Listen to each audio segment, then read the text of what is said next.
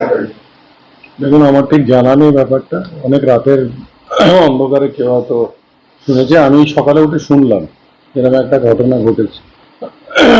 তৃণমূল কংগ্রেস এর কাজ নয়, যারা বোমগুলি নিয়ে কারবার করে তাদেরই কাজ হবে। বোমগুলো বানিয়েছিল, ঠিক মতন ইউজ করতে পারেনি। আপনারা দেখেছেন যে ঐতিহাসিক ইলেকশন এবার 2024 লোকসভা হয়েছে, যেখানে একটা বোমও চলেনি, যেখানে একটা গুলিও চলেনি, কাউকে মারধরও করা হয়নি, কিছুই না।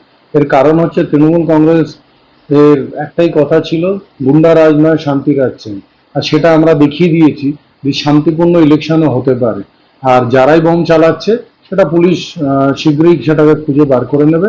আমি পুলিশ প্রশাসনকে শোনা মাত্রই জানিয়েছি যে যত শীঘ্রই হোক এটাকে খুঁজে বার করা হোক।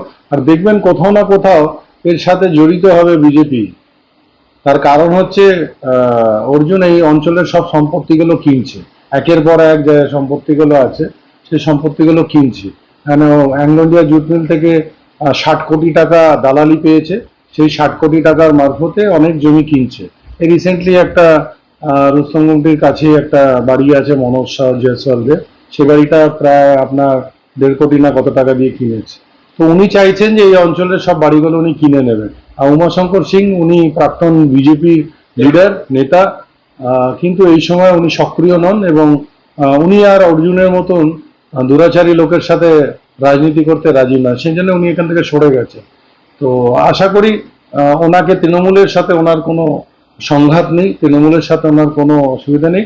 রাজনৈতিক পরিবেশের মধ্যে যেরকম একটি পরিবেশ হয় সেই পরিবেশের সাথেই উমাশঙ্কর সিং আছেন।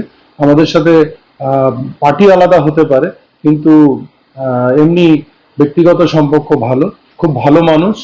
তার বাড়ির সামনে বোম চালানো এক অর্জুন ছাড়া আর কেউ করাতে পারে না।